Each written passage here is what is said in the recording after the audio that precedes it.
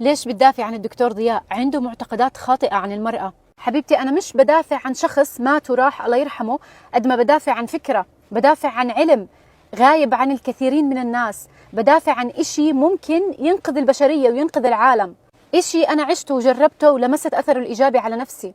يعني ألبرتو وجون وسام الأجانب اللي ماشي على نظرياتهم من 50-60 سنة، اللي مقضين حياتهم نصها وهم سكرانين، وكل واحد فيهم نايم مع 60 وحدة، معتقداتهم أحسن بالنسبة إلك؟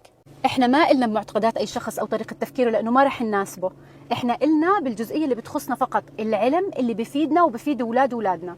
كيف ما أطلع وأحكي أنا مريضة داء كرونز، أنا اللي أكثر من 8 مرات فتت على غرفة الجراحة العامة وعملت عمليات جراحية نصها ما إلها داعي، أنا مريضة داء كرونز اللي انغزيت إبر بالمئات، أنا مريضة داء كرونز اللي أخذت كل أنواع المضادات الحيوية بالدنيا وكل أنواع الكورتيزون بالدنيا والعلاج البيولوجي والعلاج المش عارف شو، أنا مريضة داء كرونز اللي تشخصت غلط 3 مرات في بداية العلاج، وأنا مريضة داء كرونز اللي 2 سنين وأنا بعمل عمليات جراحية مش عارفين الأطباء شو مالني، أنا مريضة داء كرونز اللي أشرف على علاجي أكثر من 7 أطباء كبار في الأردن ومعروفين واخصائيين جهاز هضمي، ولا واحد فيهم حكى لي انتبهي لاكلك وشوفي شو بتاكلي. احكي لك ليش؟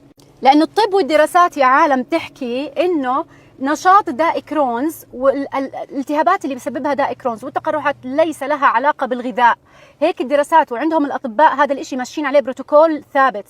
الطعام ليس له علاقة والغذاء ليس له علاقة بداء كرونز ونشاط داء كرونز والقولون التقرحي، وبيحكوا انه في حالة واحدة بيكون له دخل نشاط داء كرونز بالغذاء اذا كان الشخص عنده حساسية قمح. قبل فترة يا جماعة كنت قاعدة مع 3 أطباء كبار، شو بيقولوا لي؟ انت مستحيل انها تزبط معك الحمية الغذائية الا اذا كنت بتعاني من حساسية قمح، وانا ماشية على هذا الحكي من 3 سنين انه انا ممكن يكون عندي حساسية قمح، مع العلم اني بلشت اخذ جلوتين من مصادر ثانية غير الطحين الابيض، واكتشفت انه انا ما عندي حساسيه، ورحت اتاكدت وعملت الفحص، وهي الفحص وهي النتيجه وهي تاريخ الفحص، انا ما عندي حساسيه قمح، عندي عدم قدره على تحمل الجلوتين بسبب الالتهاب، يعني بقدر اتناول الخبز الاسمر بكميات قليله، بقدر اتناول اشياء فيها جلوتين بكميات قليله. معناته الدراسات مش كلها صحيحه، الدراسات قابله للتغيير والتجديد. بعدين معلمه الانجليزي اللي مش عاجبتك مش بس معلمه، انا مدربه دوليه وباحثه، لو كتبتي اسمي على جوجل بيطلع لك ابحاث علميه باسمي، يعني انا بعرف شو سيستم البحث العلمي اللي انت بتمشي عليه، أنا العينة اللي بدرسوا عليها البحث العلمي وبياخدوا